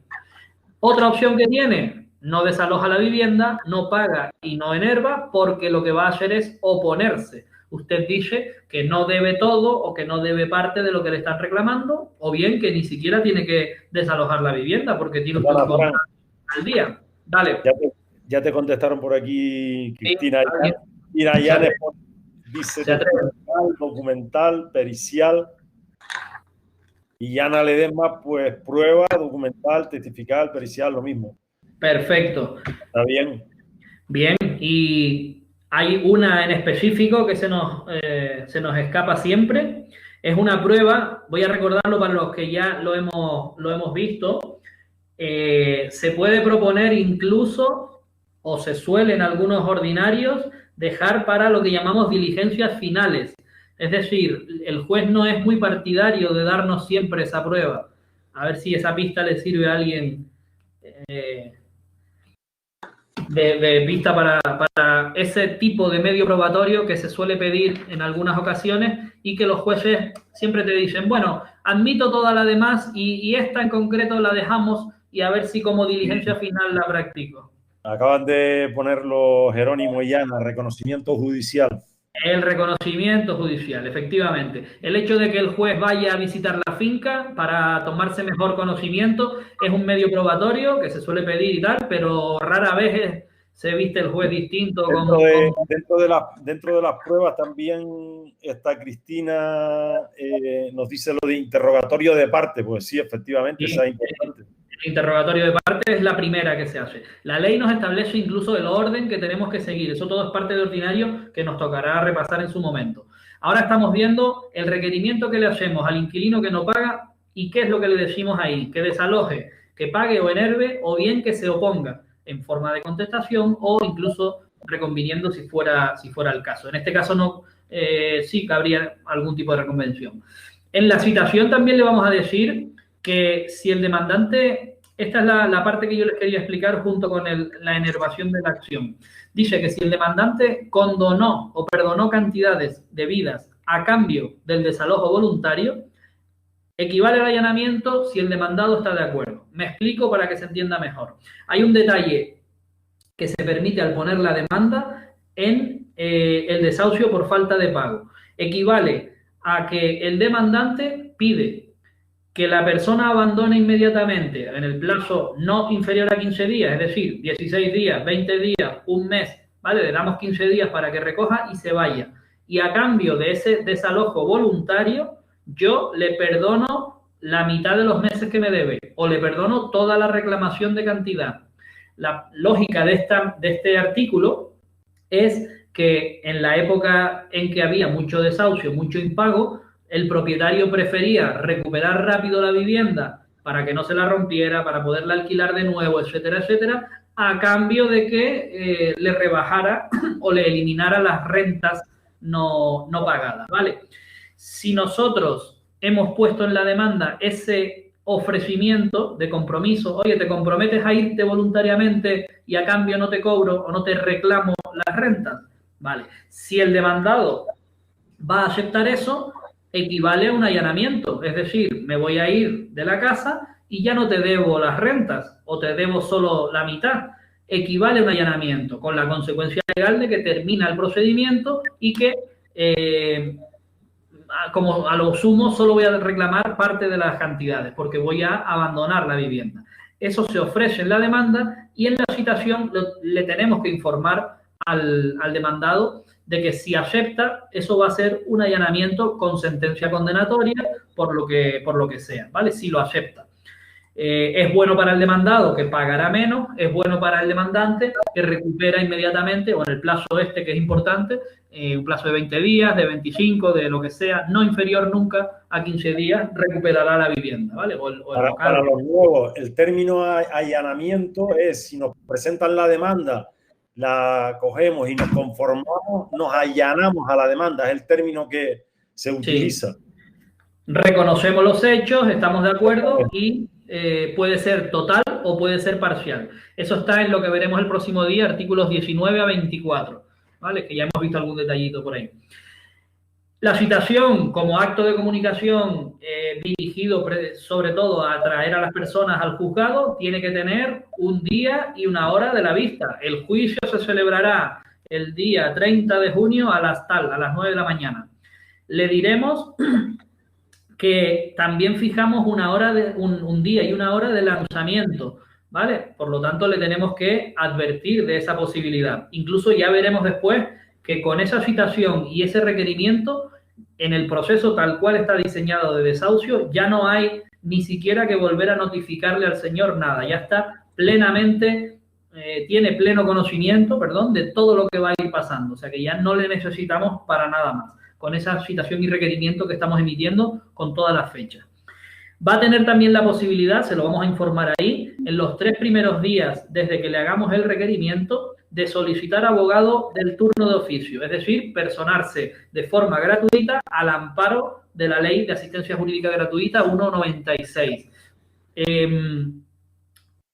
La pregunta técnica en este caso, o más complicada, sería: 1, si puede pedir abogado de oficio después de esos 3 días, y 2, qué efectos tiene la solicitud, tanto dentro de los 3 días como fuera de los 3 días. Esa es de nota, vamos, que quizás más para gestión, pero es una buena pregunta que se nos suele plantear ahí en algunas ocasiones.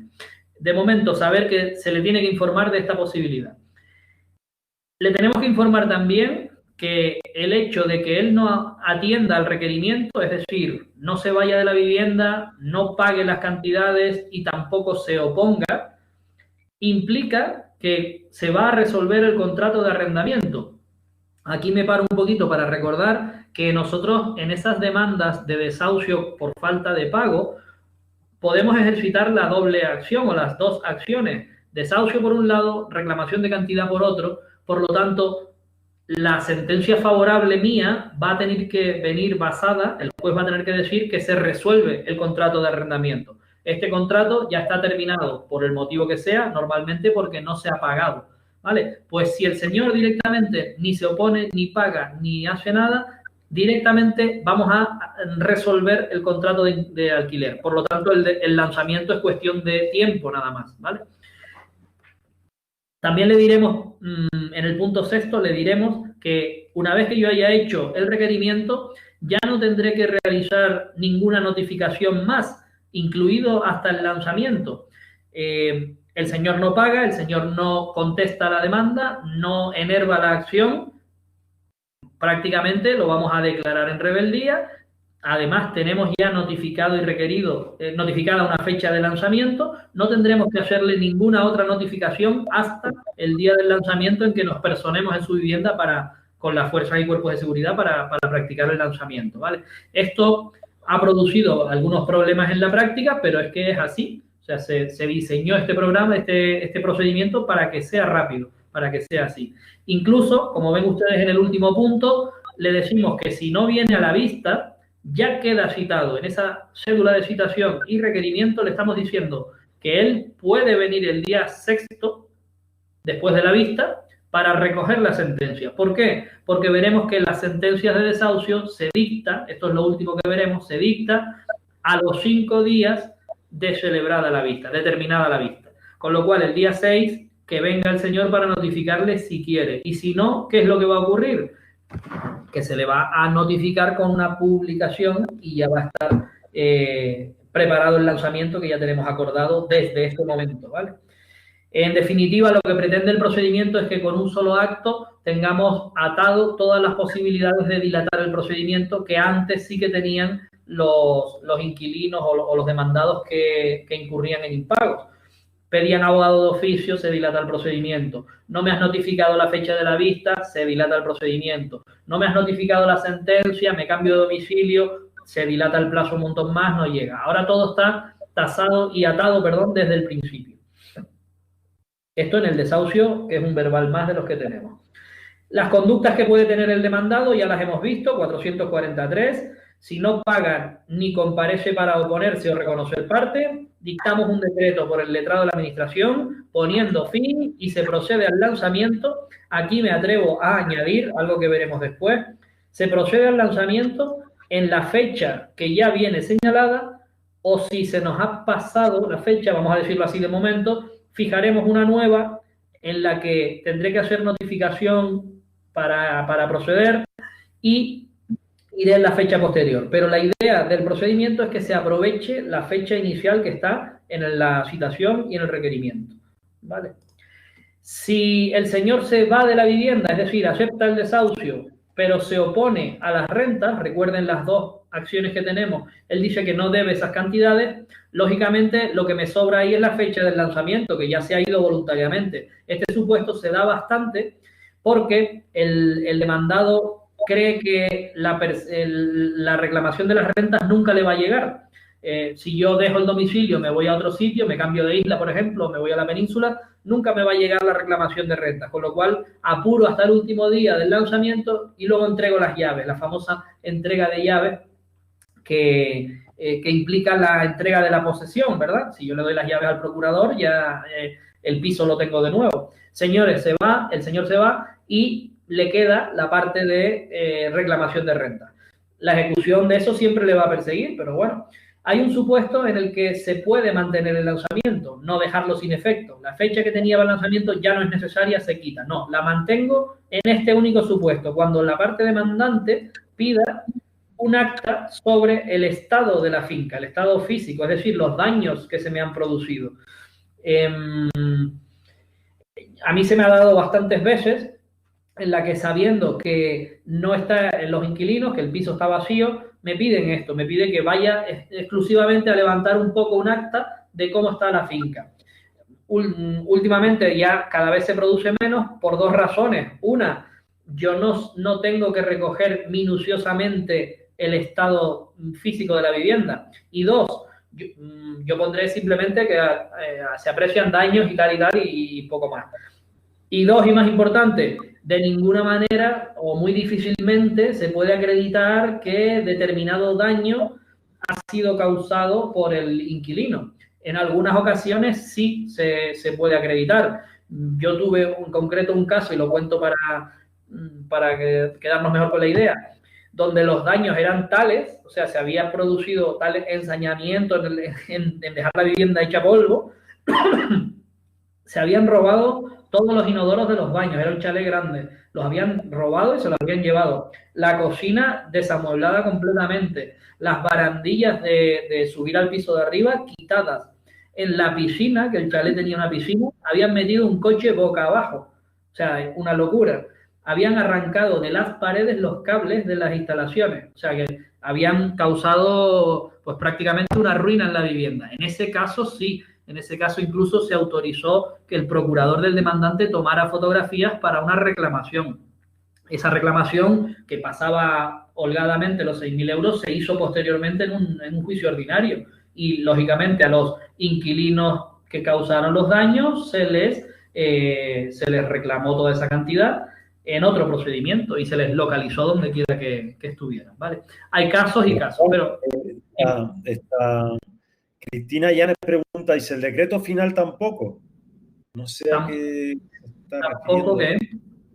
¿Tampoco se le notifica? Es una buena pregunta. Espérate que está escribiendo, a ver. Vale. Bueno. Sí, en la notificación, exacto. Claro, yo antes pregunté al inicio que cuáles eran las notificaciones que se hacían al rebelde procesal, a la rebeldía. La rebeldía procesal como posición del demandado, desde que se le decreta la rebeldía, solamente le vamos a notificar la declaración de rebeldía procesal, la intentaremos notificar porque realmente no tenemos la constancia de que esté, notificaremos esa rebeldía y ya no se le notificará ningún acto hasta la ley dice, hasta aquella resolución que ponga fin al procedimiento. En el caso que preguntas, Cristina, si ese decreto es el de fin de juicio y practicar lanzamiento, efectivamente, ese último decreto se lo tendremos que notificar. Por lo menos, dice la ley, intentar notificar o acudir en último extremo a la notificación por edicto si no lo consiguiéramos localizar.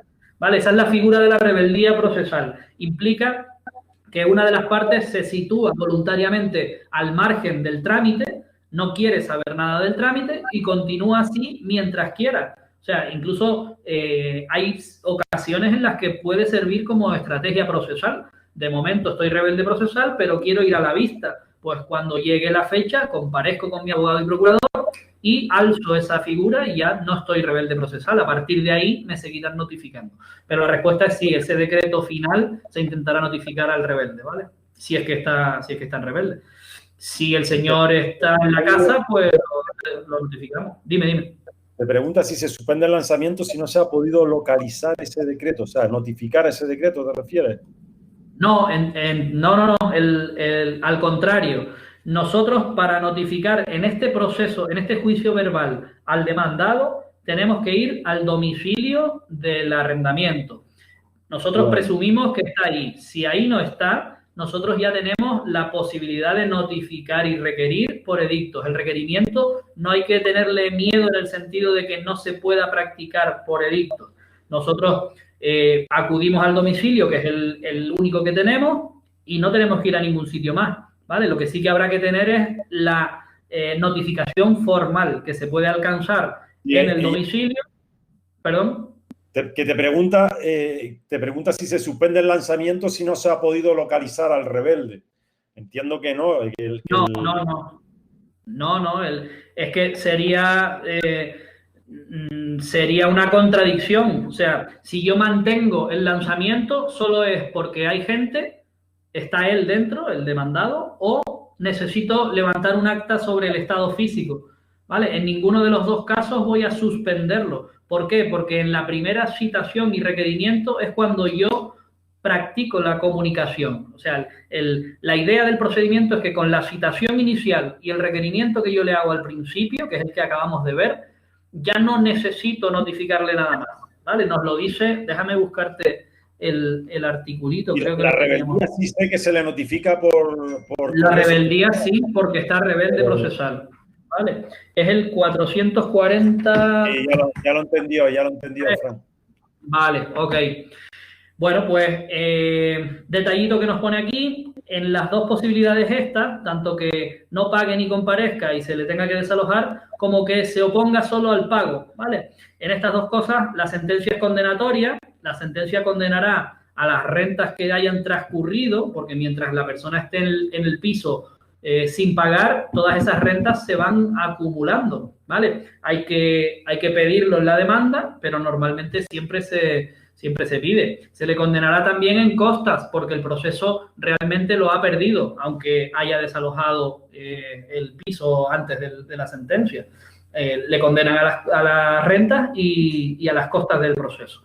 Por último, la más sencilla, comparece, bien sea con su procurador y abogado, bien sea pidiéndolo de oficio, y formula la oposición. Perfecto, contesta la demanda y dice que no se tiene que ir y que no debe ninguna renta. O incluso reconviene diciendo que mantienen un crédito contigo de alguna operación o alguna historia y que habían compensado una cosa con otra y lo hace valer. Pues tenemos una vista que ya tiene una fecha para señalamiento y que se celebrará en la fecha que corresponda, ¿vale?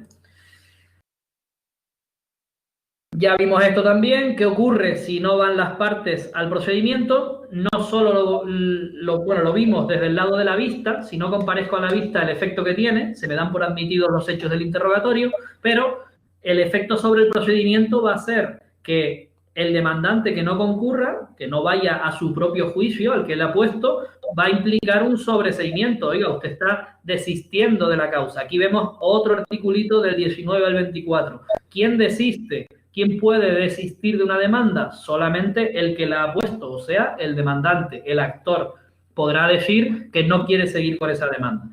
¿Qué resolución es la que pone fin al proceso? Un decreto del letrado con sobreseimiento. Pero ojo a la coletilla que tenemos que tener en cuenta. La condena en costas y una posible indemnización al demandado se le van a cascar, vamos a decirlo con esa palabra, se le van a imponer al demandante. Si usted me lleva hasta juicio y luego no va a la vista, aparte del cabreo por el día ese, usted me va a pagar las costas de mi abogado, que yo le he llevado a juicio, por ejemplo, y me va a indemnizar pues porque he tenido que ir en taxi, porque he tenido que desplazarme hasta tal sitio, porque he perdido un día de trabajo, ¿vale? O por lo que sea, o porque he tenido que dejar a mis hijos en otro sitio. Todos esos perjuicios me los va a poder usted indemnizar, me los va a tener que poder indemnizar. Todo eso lo tiene que poner el decreto, claro, y yo tengo que haberlo acreditado antes. Si el que no va, sin embargo, es el demandado, no tiene más trascendencia, salvo la que vimos del interrogatorio, pero el juicio se va a celebrar, la vista se va a celebrar normalmente. Este articulito, el 441, nos establece una serie de especialidades antes de la vista. Yo no las voy a ir viendo. Esta ya la vimos, por ejemplo, el incidente que se puede producir de la recuperación inmediata de la vivienda cuando hay ocupas, ya lo vimos. El de obra nueva y suspensión también lo hemos visto. Se puede acordar la suspensión antes de la vista, perfectamente, por precaución o por lo que sea, o porque procede. Se prestará una indemnización posible, una caución, y la ventaja que tiene el demandado es que puede pedir continuar la obra, solamente para las obras indispensables de mantenimiento de ese edificio, de esa obra o lo que sea. En cuanto a los herederos, no preocuparnos mucho de este matiz. Ellos tienen la posibilidad de proponer testigos, de solicitar que se le ponga ya en posesión, y se establece que una vez dictado ese auto antes de la vista, que les ponga en posesión del bien directamente, porque se consiga acreditar. Se establece un plazo de 40 días, que quizás ese sea el más notorio que nos tenemos que aprender, los 40 días, para que cualquiera que esté con mejor derecho, normalmente herederos, normalmente sucesores, o algún legatario que aparezca por el testamento, alguna cosa así, o un propietario que haya adquirido lo que sea, el bien cuando estaba vivo el causante, alguna persona con mejor derecho, en ese plazo de 40 días pida la posesión por tener mejor derecho, ¿vale? Son cositas que nos pueden pasar, pero solo en esos procedimientos, no meternos mucho tampoco en eso, que saberlo. Igual que lo que dijimos, si yo lo que estoy reclamando es un uso de una servidumbre, podremos acordar antes de la vista todas las medidas, claro, que se le deje pasar ya a priori. Lo mismo con las ventas a plazo, se materializa mediante la exhibición del bien. Demuéstreme usted que el coche está en perfecto estado. Puedo pedir el embargo preventivo, puedo pedir el depósito, sobre todo orientado a que no se me destroce el bien que yo estoy pidiendo. Claro, no me rompa el coche, no me lo deje en 4 ruedas ahí, en 4 bloques. Vale.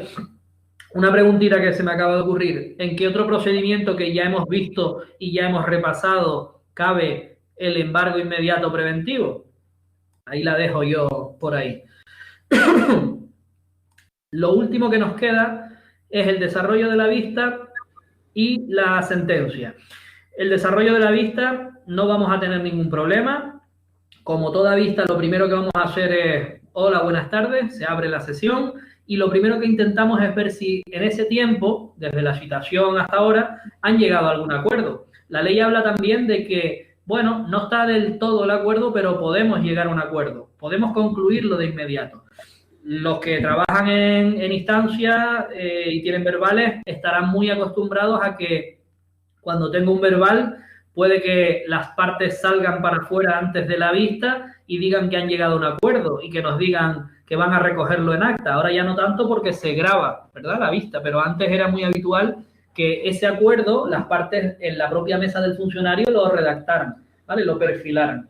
Cuando hay acuerdo o estamos dispuestos a concluirlo de inmediato, la clave es esa, de inmediato, se pide que se homologue el acuerdo y el juez no va a dictar una sentencia, se termina la vista, por supuesto, pero se va a dictar un auto homologando ese propio acuerdo y así termina el procedimiento. También se permite, como vimos, la suspensión para algún tipo de mediación extrajudicial.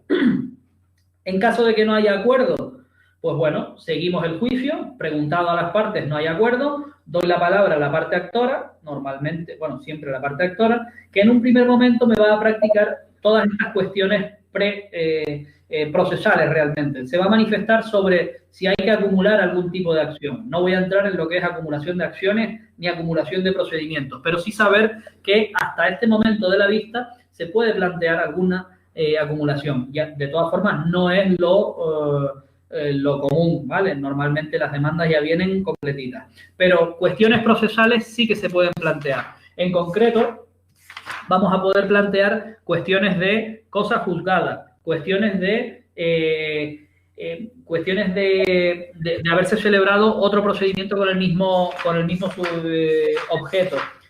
Alguna más que tengo por aquí apuntada, cuestiones, algún defecto en la capacidad de las partes, alguna falta de representación o el famoso litis consorcio, ¿vale?, que la demanda la hubieran tenido que poner a alguien más o que hubiera tenido que demandar a alguien más, litis consorcio pasivo o activo necesario.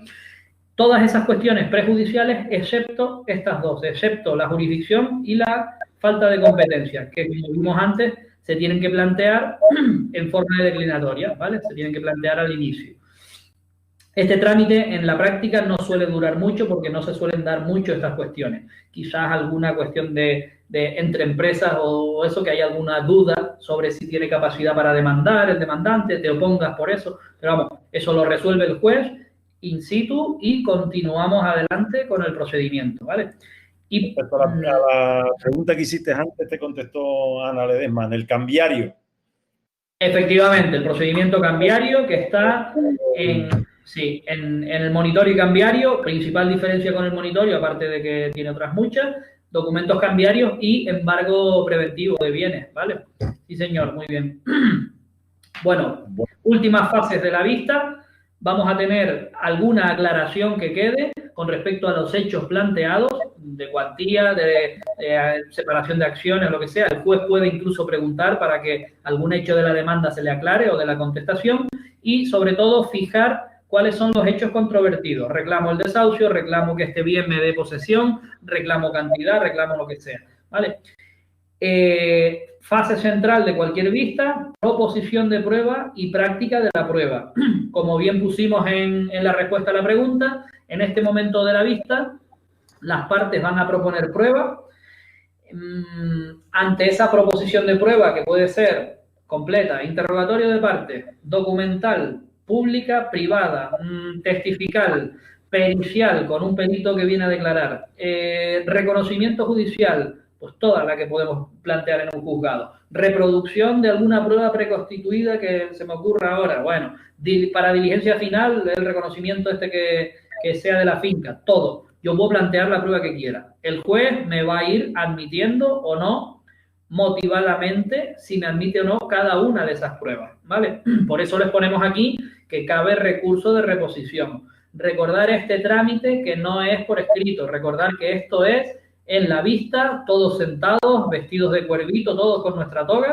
Y, señoría, le propongo testificar de fulanito Pérez, que es el vecino que sabe del alquiler. Y el juez me dice, le deniego esa prueba porque este señor no me va a aportar nada nuevo. Es una prueba inútil, no me lleva a ningún sitio. Ante eso, yo directamente digo, señoría, formulo recurso de reposición contra esa decisión que usted acaba de tomar de forma oral. ¿Vale? Le formulo recurso de reposición. ¿Por qué? Pues porque creo que lo que yo quiera manifestar ahí. Y en el propio acto, el juez le da el traslado a la otra parte. Oiga, sobre el recurso, estamos en un recurso. ¿Usted qué dice sobre el recurso? Que no procede, que está bien inadmitida, ¿vale? Me impugno el recurso, pero todo hablado. y el juez resuelve. Oiga, pues resolviendo el recurso de reposición, digo que me mantengo en la misma, por lo tanto, desestimo su recurso de reposición y continúo haciendo valer la inadmisión de la prueba. Ese testigo no lo voy a escuchar.